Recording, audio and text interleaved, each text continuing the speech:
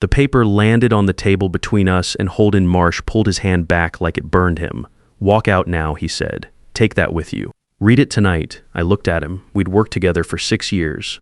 I knew what Holden looked like when he was tired, when he was annoyed, when he was covering for someone else's mistake. This was none of those. This was a man who had just done something he couldn't undo and was trying to get out of the room before it caught up with him. "What is this?" I asked. "Not here." He glanced at the camera in the corner. "Just go, Neil. Get your things and go." I folded the paper and put it in my jacket pocket. On my way out, I passed the HR director, Marlene Quist, standing at the end of the hall with her phone to her ear. She watched me walk to the elevator without saying a word. "My name is Neil Rourke. I'm 49. For 11 years, I was a senior quality systems engineer at Callaway Industrial Group, a manufacturer of medical equipment components based outside Detroit. I'm the kind of guy who gets to the office before anyone else and leaves after most people have gone home. Not for show, just because that's how I work. My ex-wife said I treated every project like it personally owed me something. She was right. I have a house in the suburbs, a dog named Biscuit, and a son named Brett, who's 22 and studying mechanical engineering downstate. 3 weeks ago, I had a job I'd spent 11 years building. Now I'm going to tell you how that ended and what happened after. I sat at my kitchen table until past midnight reading what Holden had given me. It was a 5-page internal document. Header read, Strategic Workforce Optimization Plan, Implementation Schedule, and Rourke. What followed was a step-by-step plan to push me out. Not fire me, push me. There's a difference. And the people who wrote this understood it perfectly. Fabricated performance issues, impossible deadlines I'd never be informed about, exclusion from key meetings, then write-ups for being uninformed, all building toward what they called voluntary separation. The signature at the bottom belonged to Reed Callaway, COO, the same man who had stopped me in the hallway 3 months earlier, shaken my hand and said, "Neil, you're exactly the kind of guy this company is built on." I read the whole thing twice. Then I went outside and stood on the driveway in the cold for a while. Biscuit sat next to me and didn't ask any questions, which was the right call. The next morning, there was an email from HR confirming my verbal resignation as communicated to my manager the previous afternoon. Another one from Reed expressing regret at my decision to pursue other opportunities and wishing me well. I had not resigned. I had not said that word to anyone. I called Holden. Voicemail. Texted him, no reply until late that night. "I'm sorry. They told me your job depended on whether I followed through. I had no choice." "Don't call me again." 3 days later, a courier dropped off a box with my desk items and a severance agreement offering 3 weeks' pay in exchange for signing away any legal claims. I put it on the kitchen counter and didn't touch it. I spent those first few days trying to figure out where I'd missed something. I went back through every meeting, every project, every interaction with Reed over the past year. 8 weeks before the review, I'd submitted a formal report flagging a change in the production line. Reed had pushed for a speed increase on one of our component assembly processes. My data showed it would raise the defect rate by 14% on parts used in medical devices. I'd submitted the report through official channels, documented everything, suggested 3 alternatives. The change went through anyway. My report was acknowledged and filed. That was my crime. My neighbor Don Stafford works in accounting at Callaway. We've known each other 6 years, grab beers when we can. Straight shooter. He knocked on my door on day 4. He'd heard I quit. Said people at the office were saying I'd had some kind of breakdown during my performance review. I showed him the document. He read it slowly, set it down, and was quiet for a moment. "I've seen the financial side of this," he said. "I didn't know what I was looking at until right now." He walked me through it on his phone. Expense clusters he'd been tracking for months. Training that never happened. Consultants with no deliverables, all routed through a cost center called Talent Management Initiatives. Every cluster appeared within 10 days before a resignation. He'd mapped 41 of them across 4 years, all high performers, he said. Every single one had raised some kind of concern beforehand. I asked him what the total savings looked like if the company avoided paying out proper severance on 41 people. He did the math on a notepad. Came out to roughly $140 million in avoided payouts, plus avoided litigation risk. "This isn't accidental," he said. No, it wasn't. That night, I started reaching out to former employees. I found them through LinkedIn, through mutual contacts, through names Don had cross-referenced against the resignation dates in the expense records. I sent short messages, said I'd recently left the company and wanted to talk about their experience. Most didn't reply. A few came back with variations of "I signed an agreement" or "I've moved on," but 9 people said yes. We met at a diner 12 miles from the office on a Tuesday evening. I got there early and took a booth in the back. They filtered in over 20 minutes. Some I recognized from the building. Others I'd never seen before. Different departments, different roles, different years.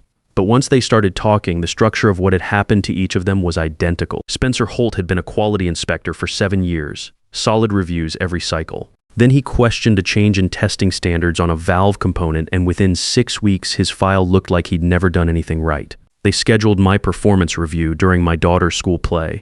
He said they knew I couldn't miss it. Then wrote me up for not being committed to the team.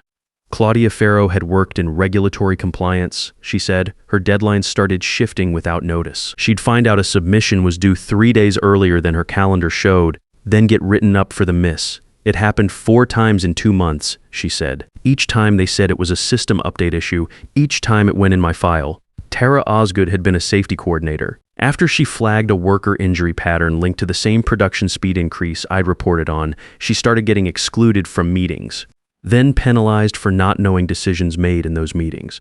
I filed a complaint with HR, she said. 2 days later, my entire team got an email about my personal issues affecting my professional judgment. She reached into her bag and set her phone on the table. After that, I started recording everything, including the meeting where Reed Calloway told me to resign quietly, or he'd make sure my name was finished in this industry. She tapped the screen. I have the whole thing, word for word.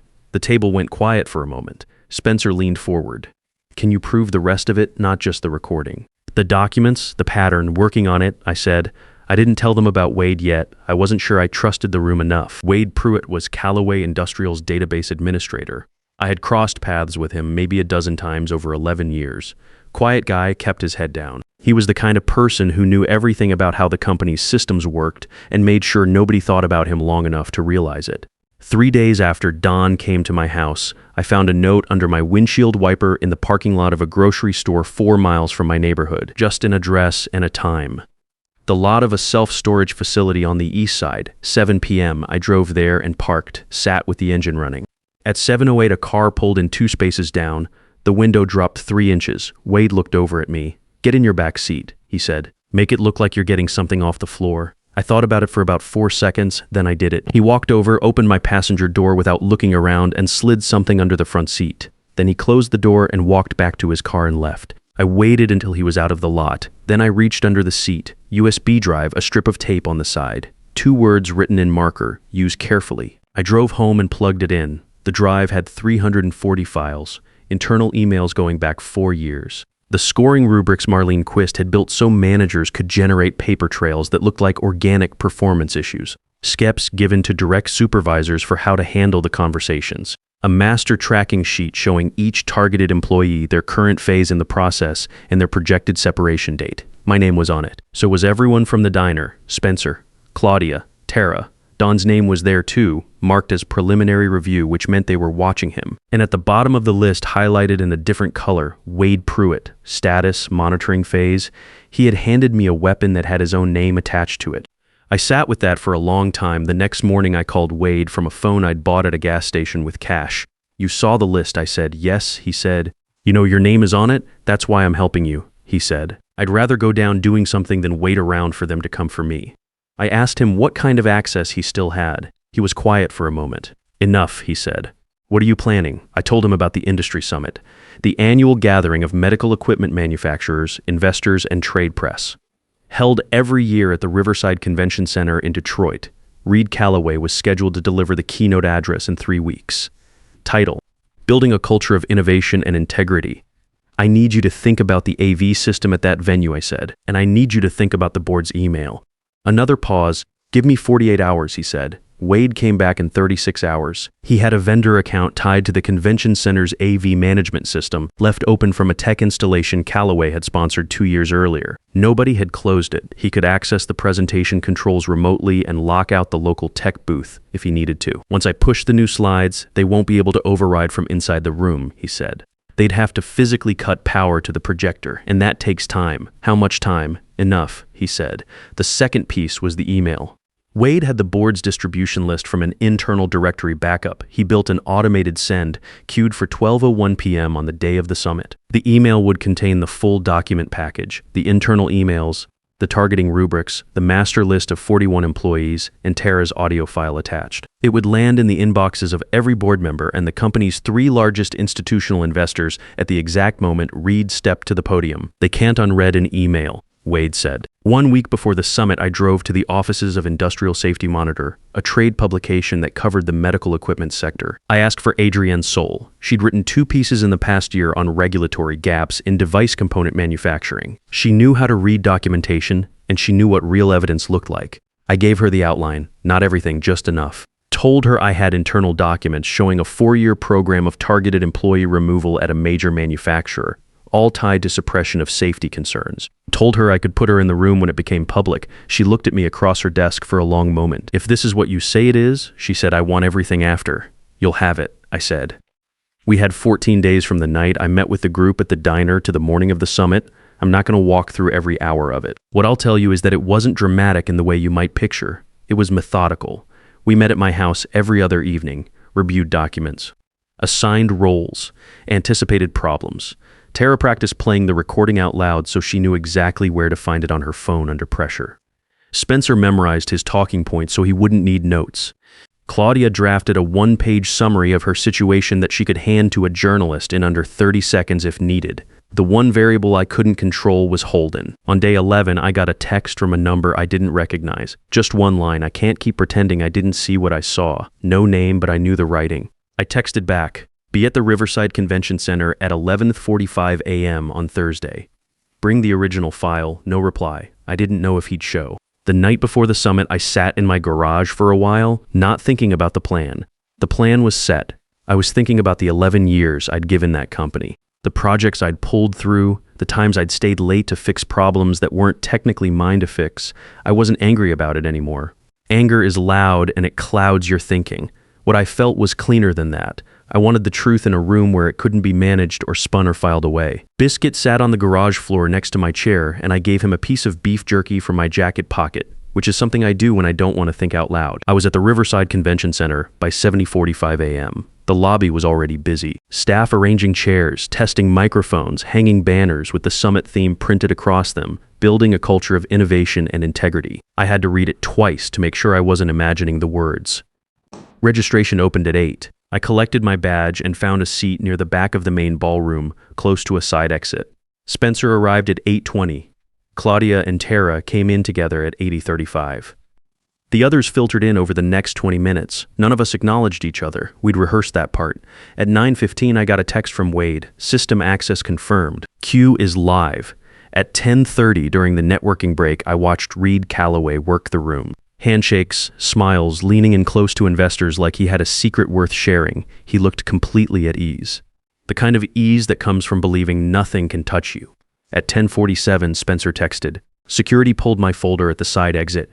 Random check. They took the physical copies. I typed back. Doesn't matter. Wade has everything. Hold position. At 11:44, I checked the side entrance. No sign of Holden.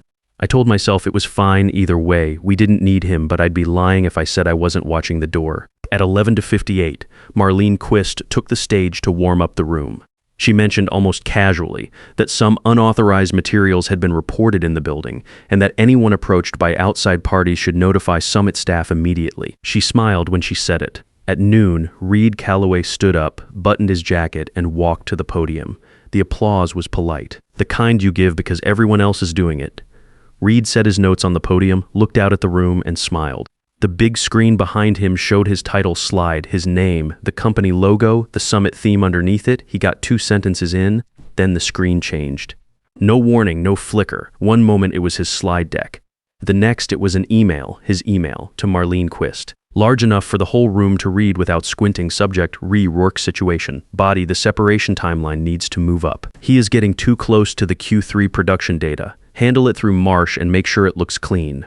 Reed stopped mid-sentence. He turned around and looked at the screen. Then he looked at the tech booth at the back of the room. Cut the feed, he said. Quietly at first, like it was a simple technical request. Cut the feed now. The screen changed again. The master list. 41 names in 2 columns. Official reason for departure on the left. Actual reason on the right. Line by line, name by name. Each one a person who had raised a concern and then watched their file quietly fall apart. Someone in the 3rd row stood up and took a photo with their phone. Then someone else did.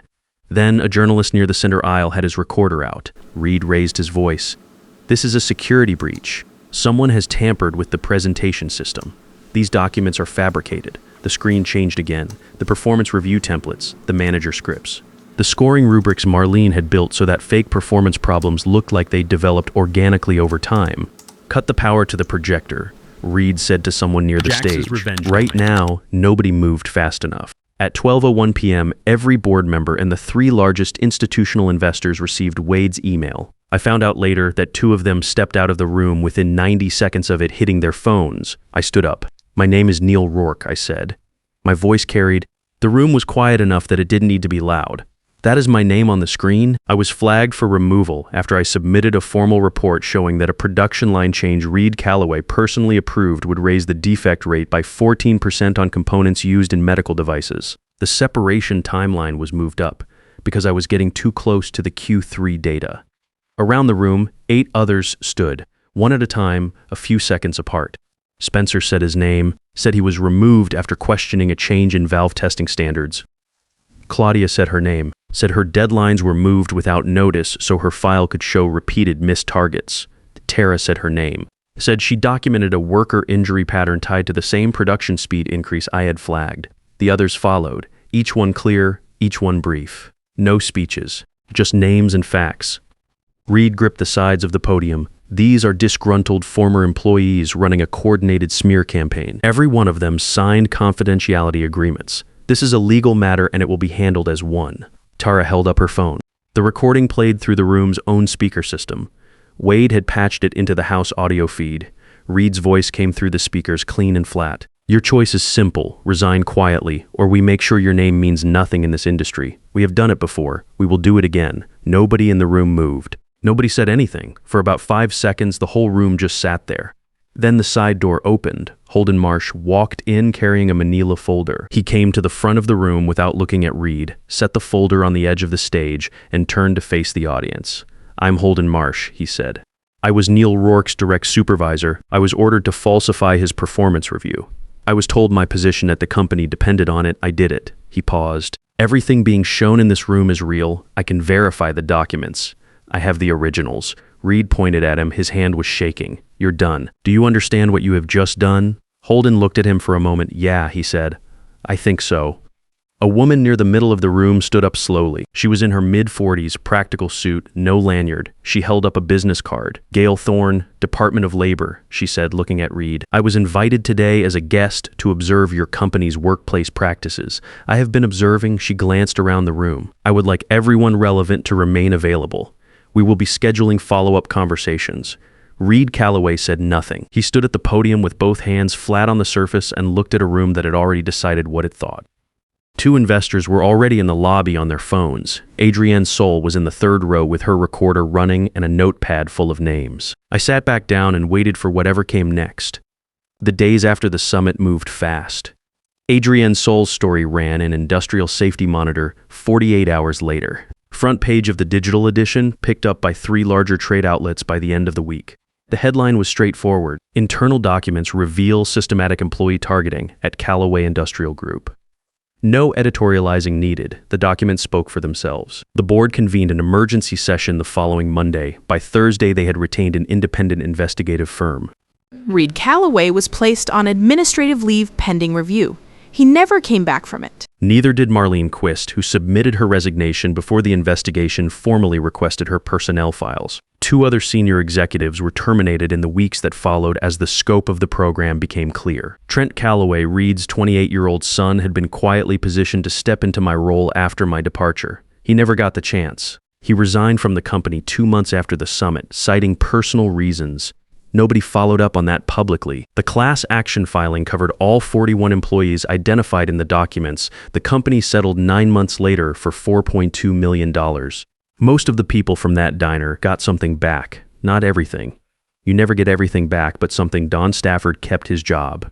He told me later that the week after the summit, he was called into a meeting with the interim CFO and asked to walk through everything he'd found in the expense records. He did it without flinching. They thanked him and 2 months later gave him a title bump. He texted me a photo of the new business cards.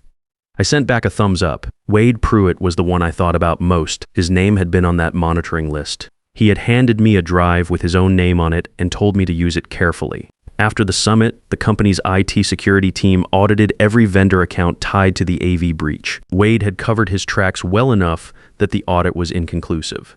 He was never formally implicated. He still works in the sector, different company now. We have not spoken since the phone call from the gas station burner, and that is exactly how he wanted it. Holden Marsh kept his job. It surprised some people. It did not surprise me. He had come into that room carrying the original documents when he had every reason to stay home. The board recognized the difference between someone who built the program and someone who was handed an order he followed too long before deciding not to. He runs Callaway's internal ethics office now. I think he will do it right. I think he needed something to do right. The Friday after the board's announcement, I got a call from a director at Hargrove Systems, Callaway's main competitor in the region. They had followed the story. The offer was director of quality assurance. The salary was 38% higher than what I had been making. I asked for the weekend to think about it. I spent Saturday morning in the garage reorganizing nothing in particular, which is what I do when I already know the answer to something and just need to let myself arrive at it. Brett called that afternoon, and I told him the broad strokes. He was quiet for a moment and then said, "So you won." I thought about that word for a second. "Yeah," I said. "Something like that. I started at Hargrove the following Monday. I don't need Reed Callaway to apologize to me. I've thought about whether I wanted that, and I don't. An apology from that man would have been worth exactly nothing. What I wanted was for the truth to be in a room where it couldn't be managed. That happened. What I wanted was for the 41 people on that list to have something on record that said what was done to them was not their fault. That happened too. The rest is just paperwork and time. There's one thing I keep coming back to when I think about all of it. The program ran for 4 years, 41 people. It worked every single time until it didn't. And the reason it worked was not because the company was all powerful. It was because each person it targeted believed they were alone. The isolation was the weapon. Once that broke, the whole thing came apart faster than they could manage. They thought removing one person was the end of the problem. They didn't account for what that person might do once they had nothing left to lose and enough time to think. If you have been in a room like the one I sat in, where the numbers on the screen don't match anything you did, where someone is telling you the official version of your own story, and it sounds nothing like the truth, I want you to hear this. You're probably not wrong about what you saw. The doubt they plant is part of the process. Do not let it take root. Find one other person who knows what you know. Start there. If this hit close to home, leave a comment. I read them, and if you want to hear more stories like this one, subscribe. There are more of them than you think.